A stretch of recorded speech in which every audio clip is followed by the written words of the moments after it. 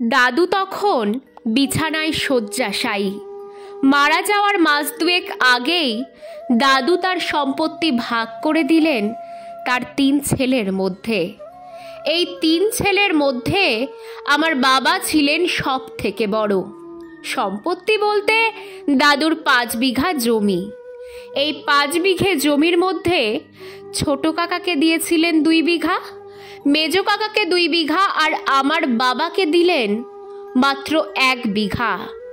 দাদুর এই অসম ভাগ বন্টন আমার বাবা মেনেই নিয়েছিলেন।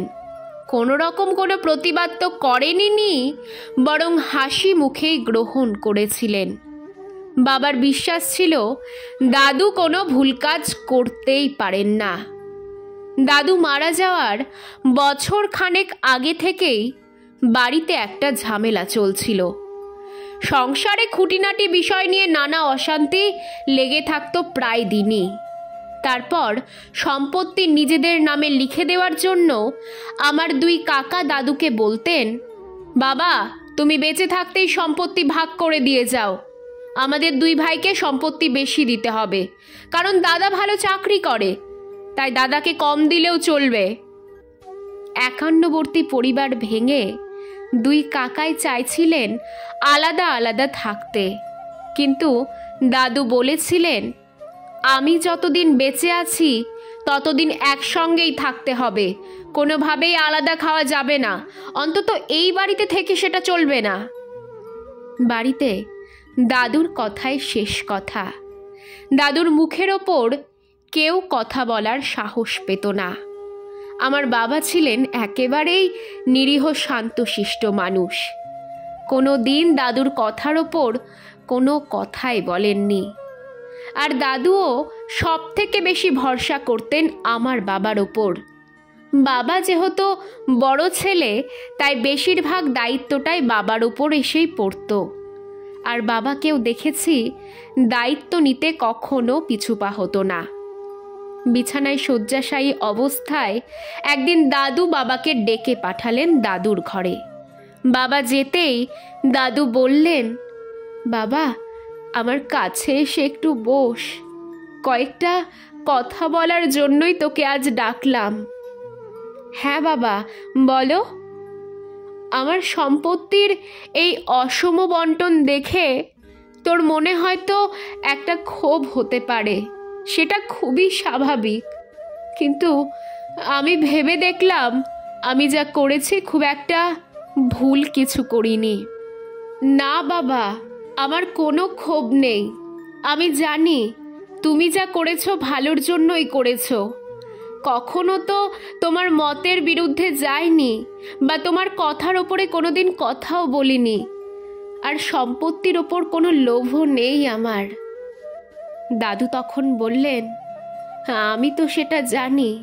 আমার 3 ছেলের মধ্যে আমি বড় ছেলের ওপর সবচেয়ে বেশি ভরসা করি। তবে আজ সম্পত্তি নিয়ে কথা বলার জন্য তোকে ডাকিনি বাবা। যেটা বলার সেটা হলো, আমার ভরসা যেহেতু তোর ওপর, তাই তোর মায়ের দায়িত্ব তোর ওপরেই দিতে চাই। তোর কাছে তোর মা থাকলে আমি অন্তত মরেও শান্তি পাবো। 1 বিঘা জমি কম দিলাম ঠিকই, কিন্তু সব থেকে বড় সম্পত্তি তোর কাছে দিয়ে গেলাম। তোর মা তোর কাছে এই বাড়িতেই থাকবে। আমার দিন তো শেষ হয়ে গেল, তাই মাকে যত্ন করিস বাবা। বাবা শুনে বললেন, তুমি সে নিয়ে ভেবো না বাবা, মা আমার কাছে অতি যত্নেই থাকবে। দাদু মারা যাবার পর পুরো সংসারটাই ভেঙে গেল। 2 কাকা বাড়ি ছেড়ে চলে গেল অন্য জায়গায়। ঠাকুমাকে নিয়ে আমরা পুরনো বাড়িতেই রয়ে গেলাম। মাঝে মধ্যে আমি বাবাকে বলতাম, ঠাকুমা তো মাঝে মাঝে 2 কাকাদের বাড়ি থেকে ঘুরেও আসতে পারে বাবা। বাবা তখন বলতেন, মন্দির থেকে দেবতা চলে গেলে মন্দির দেবতা শূন্য হয়ে যায়, সেই কারণে মন্দিরে দেবতাকে একবার প্রতিষ্ঠা করার পর তাকে নিয়ে নড়াচড়া করা যায় না। এই বাড়ি আমাদের মন্দির, ঈশ্বর তো সবসময় আমাদের সাথে থাকতে পারেন না, তাই আমাদের বাবা মাকে আমাদের দিয়েছেন। আমরা তো দেবতার সঙ্গেই থাকি। এমন সৌভাগ্য কতজনের হয় বলতো? দেখিস না, তোর দুই কাকাই দেবীর দর্শন করতে এই তীর্থক্ষেত্রে আসে বারবার। দেবতাকে কখনো তার জায়গা ছেড়ে ঘুরে বেড়াতে দেখেছিস? তাছাড়া তোর ঠাকুমাও তো কখনো যেতে চায় কি? এসব কথা কখনো বলিস না। আর এভাবেই ৩৫ বছর কেটে গেছে। ঠাকুমাও মারা গেছেন। আমি বাড়ির কাছাকাছি একটা স্কুলে চাকরি করি। আজও ওই বাড়িটাই আমার কাছে মন্দির। আমিও আমার বাবা মাকে নিয়ে ওই বাড়িতেই আছি। বাবার মতো আমিও বিশ্বাস করি বাবা মা নামক দেবদেবীর সঙ্গে থাকার সৌভাগ্য বোধহয় অনেকেরই হয় না। সেদিক থেকে আমি সৌভাগ্যবান।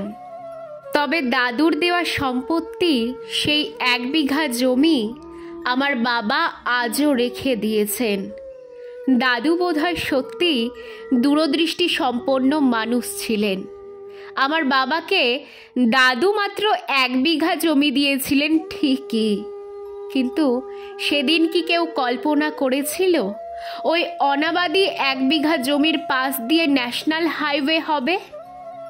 আজ সেই জমির মূল্য 3 কোটি টাকা।